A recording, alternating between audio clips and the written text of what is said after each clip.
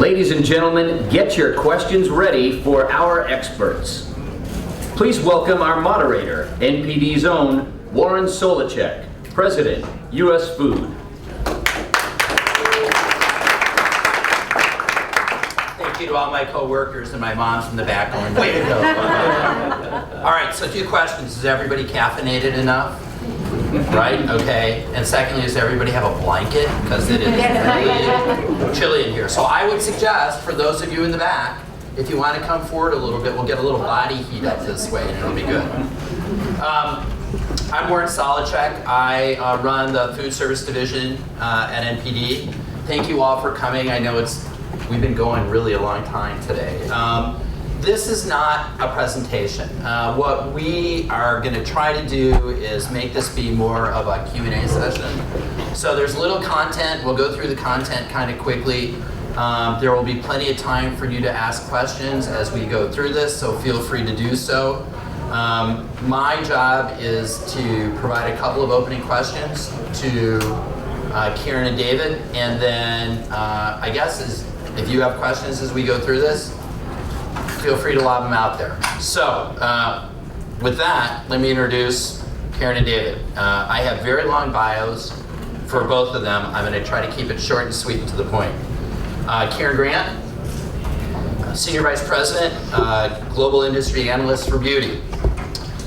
Karen is our Senior Analyst for that particular vertical. At NPD, she provides a comprehensive view of market coupling, on brand management with strategic insights of market research. Oh my God, it's so much. A lot of buzzwords there. She's really smart. She really knows what she's doing. I'm just going to cut right to the chase. And you'll see that as we go through it because I'm really embarrassed because I don't want to read all this. Karen's been doing this a really long time. I've seen her speak numerous times. She does a great job.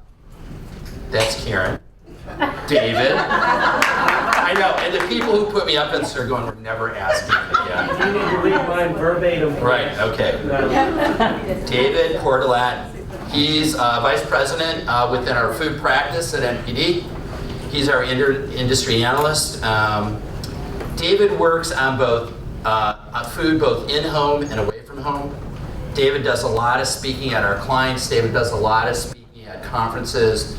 David has spent a lot of time delving into our eating patterns in America, a study that we put out every year. He's just about to publish it. He needed to come here to get away from doing that for a couple days because he's under deadline. And so we have 2 really interesting experts here who know a lot, but it's interesting. So we have beauty and we have food, and I guess you might be wondering how we clever people at NPD have put this together. So David, I'm going to let you start and kind of talk about how you think these 2 things intersect. I'm going to stand up because they got these really neat chairs which are quite comfortable, but I can't see any of you in the back, which means you probably can't see me either. So yeah, beauty and food. You might think, what does one have to do with the other? You know, one of the interesting trends that is emerging out there that has really been identified by a group that we're doing some work with called Culture Waves, which is this idea that they call buff culture. Okay? To summarize that real quickly, is this idea that if I look good, I am good. So it's a little bit less today about whether or not I'm really healthy or losing weight or exercising more. It's as long as I project a certain image that makes me feel a little bit better about myself or about the way that others perceive me. So if I'm wearing my Fitbit and I'm drinking my bottle of Fiji water when I would really rather have a caffeinated, sugary soda right now, to be honest with you, but I don't want all you guys to say, look at the fat guy drinking the soft drink. So I've got my healthy water. And Karen, what do you think? Do you see something similar kind of taking place in your world? So I've got the hard job of looking cute in the heels and standing. So but you didn't need Warren's intro to know which one of us was beauty, right? I said at least you say he was food, and I was food and he was beauty. So it's interesting. When David, we were talking about, and we said to Warren, best thing, ask that question because I think that's the pink elephant in the room. Why in the world would you put food and beauty together? I think a few things that anyone who works with me knows I do research in many different ways. One of them is anecdotally and just watching. So one of the lead indicators for me, for the beauty industry, is watching what goes on in food, which is interesting. And one of the dynamics, when you think about, and not to get technical, we all know from school, right, the pyramid, the Maslow pyramid. So you think of, and Dave and I was talking about that yesterday with that whole buff culture, you think of food at the base, right? You know, it's a necessity, and you think of beauty at the top. It's one of those ethereal things that you kind of don't need. I propose to you that it's kind of flipped today, and that there's this dynamic going on where the necessity of beauty, the necessity of food comes in. The other dynamic that makes it really important and why these two come together, everybody eats. And when you think Some about more than others. the female consumer and the power of that whole dynamic is that, you know, if 85% of the spend is with beauty and 90% of women are spending or in the beauty category, and even in men, but 90% are grooming, the majority of our consumers are using both of our all of his, everyone's using his, and the majority are using ours. So when you understand what's going on in both and what's driving that and what things are beginning to matter, you actually can start making decisions about many other industries as well. And so putting the two together, and when you start seeing some similarities or some synergies, it becomes very interesting. So that kind of answers one of the reasons why we are together. And then Warren's gonna. All right, so if you will, Yep. will you just There forward you the go. slide? All Got right, it. so as we kind of put together content, what we were doing is we were looking for common themes that would go across both beauty as well as food. And what we have here are a number of themes. And so what I have asked both David and Karen to do is kind of talk through them as it relates to both of the categories. And I think as we go through this, what you'll see is there's actually a lot of similarities from both categories, and there's a lot of convergence. So David, why don't you Yeah, lead it off? so I'll kick it off, and we'll start with just this first area that everybody's constantly talking about, this idea of, you know, overall health and wellness in America. First of all, I'd like to point out, you guys saw in the general session today, Todd actually spoke to it briefly, the slide that shows the $1.8 trillion that between us and Nielsen that we're tracking in total consumer spend, and how that spend is really relatively soft right now, and even getting a little softer, slowing down perhaps so. But one of the things that consumers continue to spend on quite a bit are some categories that really reflect this overall mindset that we have toward health. So how many of you in the room are wearing any kind of wearable device today, right? Quite a few of you. Are you working out more? Because there's an article in the New York Times last week that says you're really not. That's a different discussion. But if you look at a lot of the categories that we track through point of sale data at NPD that are experiencing very healthy growth, they have to do with athletic footwear or footwear that's at least inspired by sports in some way, active wear, so yoga pants. Everybody, well, not everybody, at least half of you have some yoga pants at home in the closet. I don't, just to be clear. Good. Yeah, thank you. It's my gift to the world. And again, let me be clear. I'm not trying to suggest that we're working out more or that we're more active, but I am telling you that we are spending our dollars as if these are the things that are a heavy focus to us. And so, yeah, Karen, you'll notice makeup is on this list. Why is makeup listed in with all these other health-related categories? Yeah, so one of the things we wanted to say was, you think, and going back to what I was saying about this flip or how things have changed, right? We said we're listing it as part of this healthy impact. When we think about health and the desire for health, the desire for anti-aging, for example, doesn't go away, right? People have been searching for the fountain of youth since the dawn of man or woman. And it's interesting that the spend continues. So when you start now thinking about makeup coming in, notice that 3.3 billion, about 800, so makeup, you see, the growth is only was 13%. When we look at all the categories that NPD tracks, we track about 20 different industries, but probably over 100 categories. Of all the categories that NPD tracks, the top three that are bringing in new dollars, mind you, this is additional dollars being brought in. Beauty represents 800 million of that. New dollars being brought in. So what's the inspiration behind, and not just beauty, makeup. the makeup category. Why is makeup doing that? To the effect that how is makeup being tied to that quest for wanting to look younger, the appearance of younger, and how it's delivering on that, but not only that, and actually tying that in with certain healthy impact, which we'll talk about a little bit later as well. But this point that makeup being the #3 category in actual raw dollars being added into all of our industries across everything that NPD tracks is just a huge point to understand the impact, again, of how people are thinking about health, but how they're going about trying to get that health is very different. Right, and so we are starting to see these attitudes influence the way people eat a little bit. So for example, in the grocery store, items that carry any kind of a label, a special label that says the item is either all natural or is made with natural ingredients, for example, that's the best-selling special label in the food store right now. Can I tie this to makeup real quick? Because I have a story. Can I? We're going off script here a little bit, but recently I have my youngest daughter is an avid volleyball player. We're on a volleyball trip in Milwaukee.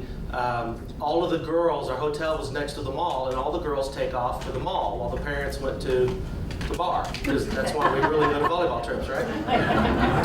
Well, one of the girls texts back to the parents, and because the parent had said, "Hey, where are y'all? How are you doing?" She says, "We're all at Sephora getting makeovers." Well, some of the parents kind of flipped out a little bit because these girls are relatively young, and some of them had some traditional values about girls wearing makeup, whatever.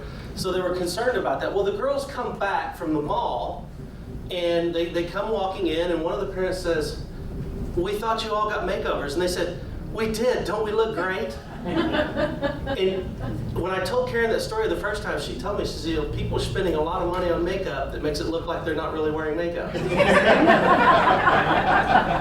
Absolutely. Care to elaborate on that? Or is it... Okay, so the joke story is that one of the services NPD tracks is called shopping activity. This means where people shop every single week. So when we ask, and we ask it and we bucket into different age groups. So the age group of 18 to 24-year-old, 25, all the breaks. And so, of course, the #1 category where people shop every single week is food for every age group except 18 to 24-year-olds. Now, as most people who see my presentation, I'm 32 and holding for quite a few decades. And just to keep my mind fresh, that's fun. But anyway, so my daughters will soon be older than me. And one of them, when she was still in that 18 to 24-year-old bracket, so you understand how my daughters are, they're approaching 30 now. So when she was in that bracket, I said to her, "Does that make any sense? Is that just a flaw, or is that just because people are not really saying how they really shop?" Because, with research, you ask people, they recall is different. And so I said to my daughter, I'm like, seriously, does the 18, 24-year-old, would you believe that number, that they really don't shop for food or buy food more? Even if it's not groceries, maybe fast food or something. And she says, absolutely. And I was like, really? Why? She was like, "Mommy, if you look good, someone will buy the food for you."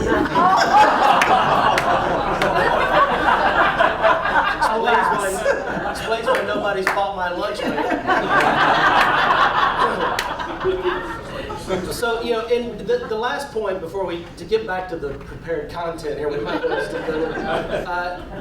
Two of the fastest growing special labels that we see are items that are labeled as either organic or a label indicating that they don't contain any genetically modified organisms or ingredients and so on. So people are starting to pay attention to these things from sort of a health and wellness perspective. That's still really small. I don't want to overstate the importance of non-GMO, but it is something that's growing. Now, to get back to actual health-related stuff, what's the big buzzword narrative of the day when we talk about health? It's all about sugar, right? So we are seeing the rise in our data of the importance of people that are saying, I'm trying to cut back or reduce my consumption of sugar, and I'm looking specifically for the sugar content on the label. So that's one of the things that's happening. Since this conference is all about disruption, the other thing from a disruptive standpoint that we've seen it happening is a generational shift. And I love thinking about generations, and it's not a surprise that you can line up different people by different age groups and see in the data that they act differently.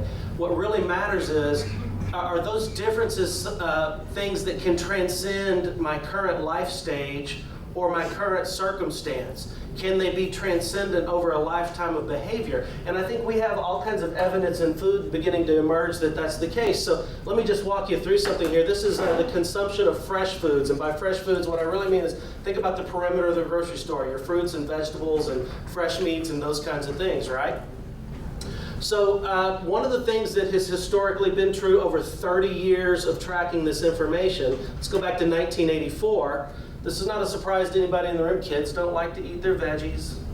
When we grow up, we start to like to eat our veggies, right? So fresh food consumption has generally increased along a predictable aging curve. And that has been true over time. It was true in 1984.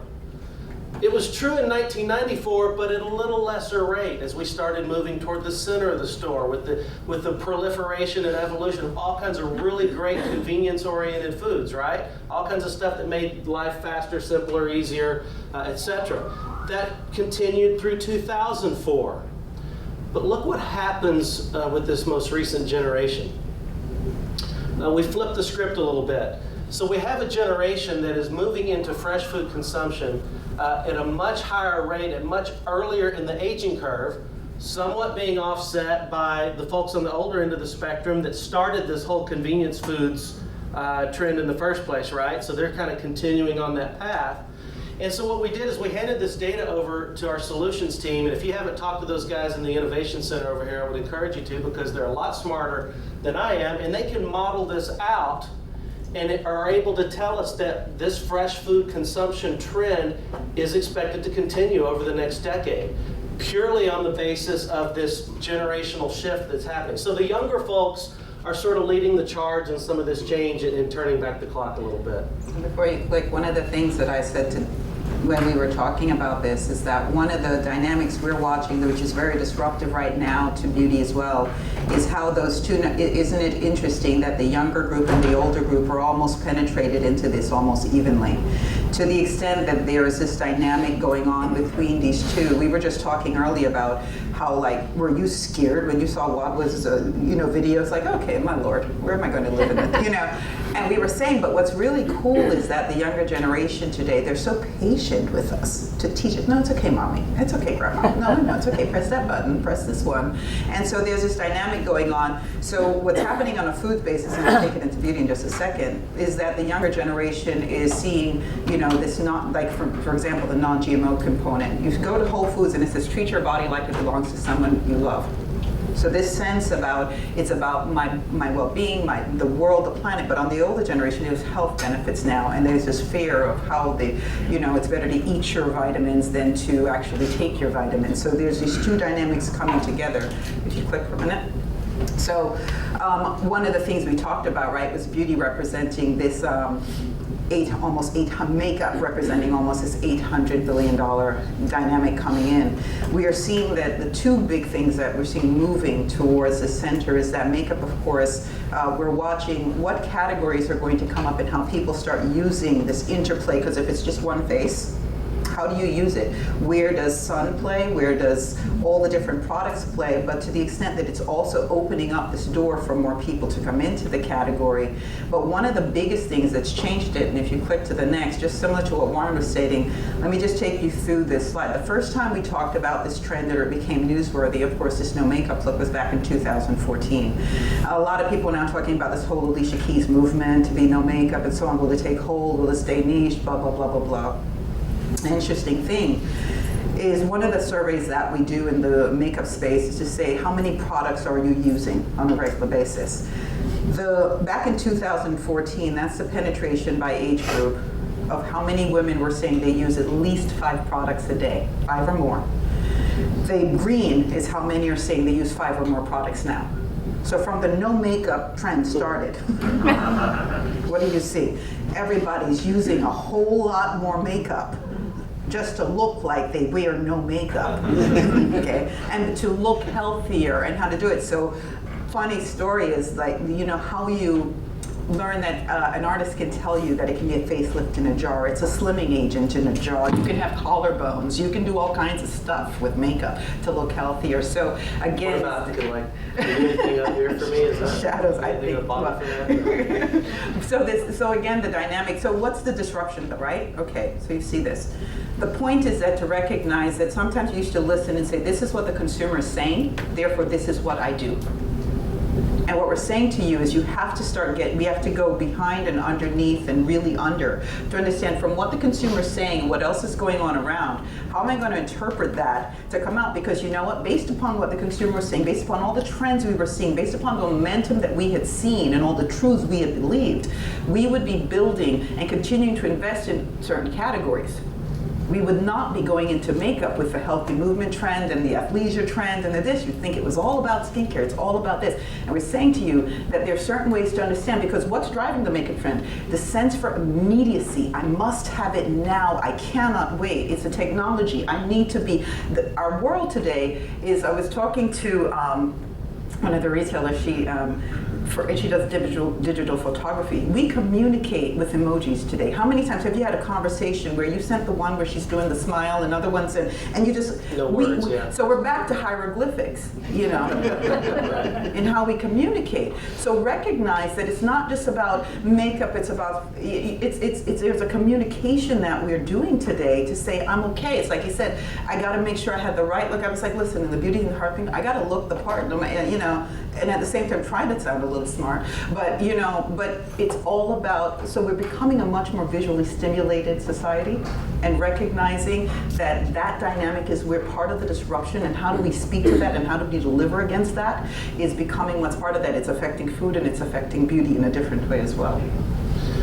Yeah, and so just to keep things going, we're going to shift gears to another trend real quick, but before we leave health, I would like to say one more thing, and just to be clear, you know, changes in our diet happen very slowly over time, and there's no doubt we eat a lot of hamburgers still in this country, regardless of what people think about health and exercise and wearing our Fitbits. In fact, you know, hamburgers in general aren't really growing, but within that category, you know what's growing? Bacon cheeseburgers is growing. But here's the way that works, and here's where, to get back to the kind of the contradiction point.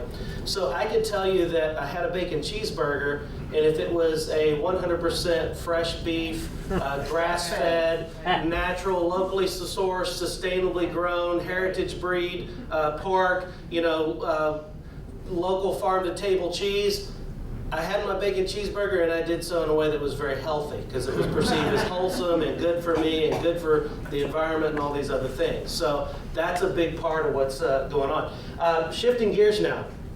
And by all means, please don't make this completely about Karen and I. We want to ask questions, interrupt at any point in time, just as a reminder there. Actually, yes. I am a big burger guy, so I have a question.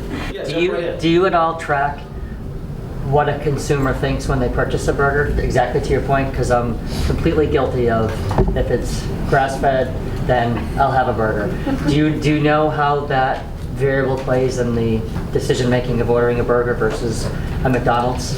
Specifically the grass-fed, come on, I mean, it's hard. No, not specifically. Yeah. I mean, as an example, is that a big decision-making? Yeah, it's hard to measure in a quantitative fashion, because, as I said before, a lot of these things are really small and they're emerging. And you may have heard me reference at the beginning, the whole buff culture concept comes from a group called Culture Waves that we're kind of partnering with to do some things that kind of curates a lot of this emerging evidence from all across the cloud world out there. And so that's where we can pick up on a lot of these things that are definitely starting to inform a lot of the dialogue. So maybe that's something that we can pursue a little deeper for you offline. Can I try to answer that? Yeah, absolutely. So in some of the data that we gather, we ask people their motivations. Yeah. And so we do know, if you're a burger guy, we ask people, why did you go to the restaurant that you went to? Maybe not necessarily why did you order the burger. Mm-hmm. And many times the answer is because I had a, I'll call it a hankering, but it's a craving, right? So you had a craving for a bacon cheeseburger, number one, and then you said, okay, how close am I to a place that I know has good bacon cheeseburgers? Right. So there are a number of factors that go into it, but usually what starts it out is to say, I really have a craving for this particular kind of food, whether it's burgers or pizza or whatever else the case may be, and then it kind of flows. Absolutely. At the end of the day, it's always going to come back to the food, and let's face it, if the food doesn't taste great, Right. that's where it starts and ends, right? Yeah, agreed. Any other questions? Thank you for the question, by Thank the you. way. Very good. One of the things that we've seen, particularly post-recession, is a little bit of shift actually back toward eating it in home. Those trends have been fairly stable over the past few years, but you've heard a lot in the press that how about 50% of our food dollars are spent outside the home, but the reality is a little more than 80% of the actual meals that we consume are still at home. And I'm convinced that people really do want to eat at home. That doesn't necessarily mean that they always want to cook more. So for example, 48% of dinners purchased from a restaurant are eaten in the home. So one of the disruptive things, if you're in the food service space, is to figure out how to get that food back into the home. And by the way, it's coming from a lot of different sources today, not just traditional restaurants. It might be coming from a convenience store or from a supermarket. Or there are other things in sort of this in-between world, like a meal kit in a box, where at least some of the preparation and portion sizing is done for you in advance. So we're seeing a lot of movement on those. And I'll just give you another story because this is clearly a generational component here. I'm at home a couple of weeks ago before school started, and I'm working in my study very diligently. I think my bosses are in the room. And two things happened that never happen anymore, at least in my house. Number one, the doorbell rang. Now, I don't know if you have teenagers, but those kids don't know what a doorbell is, right? They roll up and they text or whatever they do. So the doorbell rang, and I thought, okay, somebody's here to sell something or convert me to their religion or whatever. The second thing that never ever happens, the 13-year-old immediately jumps off the couch and says, I got it. So I'm going, okay, I better go see what's happening. So by the time I get out of the study and go to the front door to look and see what's going on, this is all transpired. And I said, what just happened here? She had ordered chips and queso on DoorDash. And I said, you did what? She says, yeah, I ordered chips and queso. I said, I'm right here. You couldn't have come to me and said, hey, Dad, what's for lunch? Hey, Dad, I'm hungry. No. She orders, and by the way, it was $8, which I think is a little expensive for chips and queso. And so the first thing across went, did you tip him? She goes, yeah, you do it right in the app. And I'm going, oh gosh, so what did you tip him? She says, well, I didn't know, so I did 10%. Honey, let me explain something to you. This guy just drove from wherever he was to over here to Willie's, the local restaurant, picked up your chips and queso, drove him to your house, and you gave him 80 cents. So it was a little lesson for her. But that's one of the ways that our world is changing, is that I can have my dinner at home, and I can have it by touching a couple of buttons. And I can have it from my favorite local restaurant. Similarly, it's interesting because we know, right, with the different generations, it's about experiences as well. So one of the components of that is recognizing that what we have to start tracking is not just our product sales, but to recognize where the experiences are coming from and how that's impacting us. To the degree that our consumer, for example, in beauty, why do you order restaurant-style food at home? Because at the end of the day, either the time it's going to take you to make it, or the time it's going to take you to go buy all those ingredients, or the time it's going to take you to learn the lessons, even though you can get it on Google, just takes too much time. You want it quicker, you want it easier. But we've also elevated our standards of what we want, and what we will expect, and what we will pay for, and we say there's a value to that. Similarly, what's going on, we've now created a level of expertise in beauty, for example, and we say we want it. We want it not just on our wedding day or, where we're going. And so one of the things that we're watching is how people are bringing this service to the home. So for example, someone, my daughter actually started a business on the, you remember he was talking about the app for the dog walking? My daughter's one of those people. She started a business and she said, I can find a walker anywhere in the country. And so anytime you want to go away and you want the convenience of your dog staying in your home, you print this app, you might just be picking my daughter's app. And she will get a walker so your dog doesn't have the stress of being in a kennel. Similarly, these services today are on-demand beauty where you can get a makeup artist to come into your home. Guess what? There's a proliferation of artists, but the artists today are not even always super pro professionals.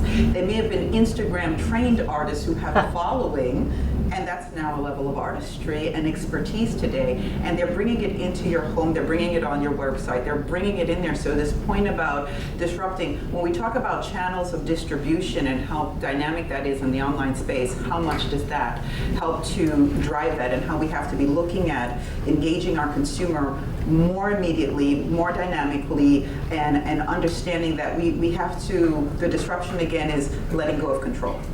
And keeping control, but guiding it and coming back to us and recognizing again how this movement, so notice how it's happening in food, it's happening also in beauty, this bringing it to me, I command how I do it. Yeah. The other concept that, you know, when Karen and I get together with the other industry analyst colleagues, you know, our economy is changing, right? And I'll go back to the $1.8 trillion. It's only grown by 1.6%, folks. That doesn't even come up to the rate of inflation, right? So what's happening out there? It's not one single thing. The reality is our dollars are shifting around. In a lot of cases, they're moving outside of sort of these traditional universes that we can track and quantify. And it's not necessarily one major thing. A lot of times it's a lot of really small things in the aggregate. And so I would just give you some examples that even in the food industry, which is probably late to the game on the whole e-commerce front, but these things are growing. We see growth in the whole online purchasing of grocery. We already talked about the meal kits that are being delivered to your door. And you know, again, I want to be clear, none of these things is huge. We're not going to en masse stop going to our local grocery store in the next year or even 5 years, but incrementally, these things begin to be very disruptive and start to add up.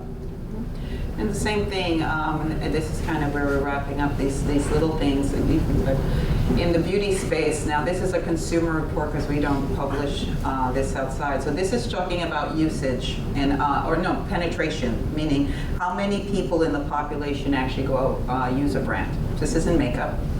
So on the low side, the dotted line is MAC, which is the #1 prestige brand in the United States as we track. And what this is showing you is the penetration of people, women 18 to 24, we have it across every age, who actually are saying, I use MAC. So back in 2012, you see what it is. So of course, MAC is picking up, but notice the trajectory of all these other brands, small brands that were non-existent, unimportant in the mindset of others, who are today either on par with MAC or closing the gap. A brand like ELF today is actually even surpassing in terms of penetration of saying, I use this brand among 18 to 24-year-olds. So what we're seeing, and we're seeing this across not just MAC, but across others, whether it's skincare, it's makeup, we're seeing brands that are today penetrating, that are going in, and consumers are telling us, I'm aware or I use these brands. So what is it? Is it that any one of them is big enough to bring down the big guy? Absolutely not. But today we're seeing, if you're a Trekkie, the collective of little brands just coming, and they're coming out, and they're coming out with just this item, that item, and the momentum with which they're moving is so fast. And the way that they're getting that inspiration is changing. So today, again, it's these little things. We've been warning about this happening. We've said, watch the little things, watch these little things. But the challenge is sometimes as you're a bigger company, is you watch one little thing or another little thing or another little thing, and it's like bugs. Put them together and they can make, and that's what we're saying, is watching where the momentum is coming from, not just from an age group, but also from just a size, and putting them together and starting to see. So this just illustrates the dynamism and the power that's going on today. I'll give you another example of that in the restaurant space too. You know, the restaurant world is, I like to say all the time, it's a 1% world. You know, consumer traffic at commercial restaurants is just not really growing right now for a lot of really good reasons we don't have time to get into. But you know, there's this idea too that especially with the younger consumer that, you know, eating at a restaurant is not purely just about hunger anymore. If I'm just hungry, a lot of those folks are going to, you know, eat a packaged food on the go or prepare something at home. But it's this idea that there's an experience involved. If there's an experience involved, then I might want to go for it. So think about the concept of small things. You know, in a quantitative consumer survey, there's 1,000,001 little food trucks out there that you're never going to pick up. But if you have these food truck communities in your market where you live, you've seen the momentum that's behind that. And I'll give you another example. There's as it relates to experience, and some of you may have seen this, and I'm not going to get this right because I can't remember the name of the place, but there is a street food vendor in Singapore. We're not talking about high ticket, high end, fine dining. We're talking about a street food vendor whose average check is around $2. They have a Michelin star. So when you talk about experience and the ability that I can go out and get Michelin star food on the street for $2, you know, that's a game changer. That's a very disruptive thing. We'll never measure it in a quantitative fashion with traditional research methods, but when you take all of these little things that roll up together, you start to see why, in a lot of cases, traditional big restaurant brands are kind of challenged. All right, so can I ask you guys a couple of questions? Yeah, absolutely. All right, so pretend you're a big brand, because you both mentioned this in slightly different ways. If you're a big brand, what do you do to make sure that all these things that are happening that you've just talked about don't continue to take business from you as a big player, perhaps well-funded?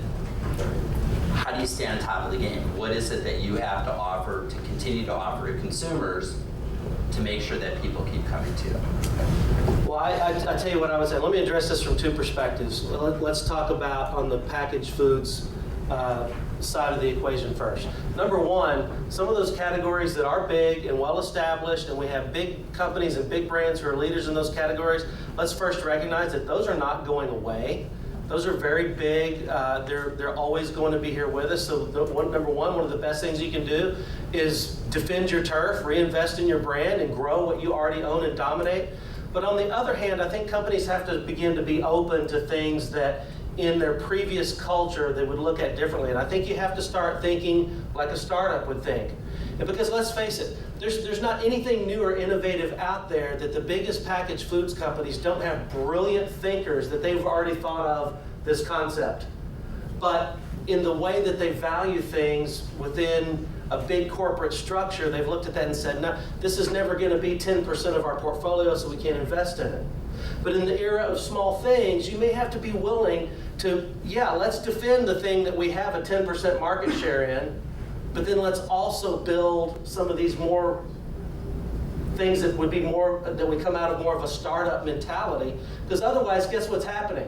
You got all the startups that are out there doing this. So sure, you can go acquire those guys, but I think number one, you have to be open to thinking differently about some of those kinds of things. And then what I would say on the food service side of the business, we can give you examples of big established players that are growing their business even in this 1% world. Some of them growing by double digits. Why? Because they're differentiated. They're just flat out executing the competition, either from a service and experience perspective. That quality of food, the craving that you mentioned, Warren, can be a big driver for some people. So, what are those things that you're offering? Dealing is a big topic, and we've talked about that a lot as a company, and it's important. So do not hear me as saying that if you're in the quick serve restaurant business, you don't have to be into dealing. That's not what I'm saying. That's very important because you got a price sensitive segment that's always looking for that. But I think it's crystal clear. Look, dealing's at a higher point than it's ever been right now. It's not creating growth for the top line. So dealing is not ultimately what differentiates you or grows your brand from your competitor. So I would look for those points of differentiation, whether it's around service execution or quality of the food or those kinds of things. I would say similar to that, or building upon that point. I said I'm 32 and holding, not because my grandmother looks, my family doesn't age very rapidly, but what I realized was that when I would say my age, I started changing how I think and how I believe and how I act. So I started saying 32 and holding to mean I just have to be willing to be more flexible and to move faster and to not get hung up on what I know and act like I don't know yet. And I think the way that companies are doing that, or the companies who are finding the way to keep at least a certain component of their business very flexible and very open, and sometimes looking where you think it doesn't matter. So for example, in the beauty world, we saw a dynamic about 10, 12 years ago that 18 to 24-year-olds were not using lipstick. About 1 out of 4 were using lipstick, and we said 1 out of 5. And so I said, go after lipstick. Because to that younger generation, they are not, it's a completely new category for them. And what was the example I used? I said, watch, look at what happened in hosiery. Textured hose, this, I said, watch, it became new for the younger one, new for the, so the point is sometimes looking outside of your industry, looking at where you think it doesn't matter, it's so stupid, it's so little, it becomes these opening in these pockets, but also keeping it young and fresh and bringing that talent in and asking, listening and being open to, that's the stupidest thing, try it. Be willing to fail and risk. So I think that's part of the way the big companies have to respond. All right, so let me. I'm going to take after Karen, by the way. I am now thin and I have gray hair. All right, so let me ask you one more question because we're kind of running out of time. Warren? Oh, question. I'm sorry. Yes, ma'am. Go ahead. I'm sorry. I think someone behind me actually wanted to go first. Go ahead. I can go first. Go ahead. So maybe just a sort of a comment or an observation, and if you can comment on this observation, it would be helpful. I think I see a lot sort of healthcare, beauty, and sometimes pharma, right? Beauty and food, kind of creating this kind of Venn diagram, right? And this kind of meeting in the middle. You see all this. You mean like the drinks and stuff? Right? Like nutraceuticals, Okay, cosmeceuticals, cosmetics, all those. As Karen said, I want to eat my vitamins, and I think from one of the things I picked up today is I might want to eat my medicine too. Yeah, Right. or it all be together, right? Right. So I think we see almost sort of potentially a new industry emerging, and you mentioned wellness sort of earlier on, but that's sort of like well-being, wellness. It's a new industry that'll pop up, and you see big companies investing in it, like Nestle.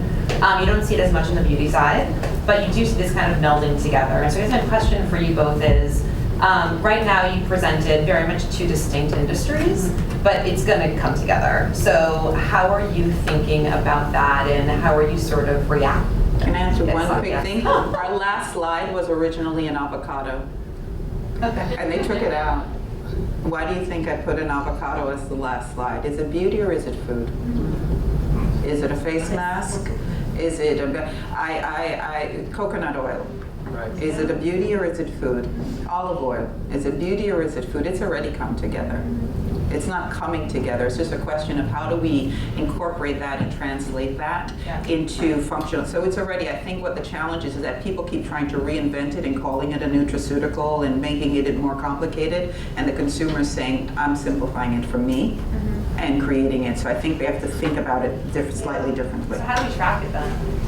Because it's still tracked differently, right? Consumer thinks it's one thing. I think we have to understand usage, and I think that's what we go through. What do you use it for? I think we have to start opening up the question to ask, what else do you use for beauty? Because sometimes we give them the list, and we don't know. And so again, if you don't talk to a young consumer, you act about the burger thing. Who's driving a trend? Usually it's maybe that younger one now talking to the older one said, Mommy, do you know about grass-fed? You need to know. You make sure that you read that it's number 4 on the Whole Foods. I'm like, well, you know? So I think that's my thought. Go ahead. No, that's good, yeah. Was there another question that I missed? All right, really quickly, since we have less than a minute, what's going to happen in the next 3 to 5 years? If you're in this. In 3 to 5 years, I'm going to be 3 to 5 years older. We'll give you real quick. What do you think the next big thing is? 10 seconds. Yeah, no, I'm interested, even though it's small and emerging, this idea that people are interested in eating their vitamins, that people are looking at food, not so much for the, you know, look, our data already tells us that they're less concerned about does it have fat, does it have cholesterol, you know, how much, and all these other things. They're more interested in sort of from a holistic perspective, you know, what does this food do for me nutritionally, and even down to what time of day is best to eat it. So I think you'll continue to see some of those kind of things, that kind of thinking emerge. Honestly, I'm just kind of riding the wave watching the younger person, right? I'm listening more than anything watching. I think what's going to happen is we're going to see some more. There's some dust that needs to settle.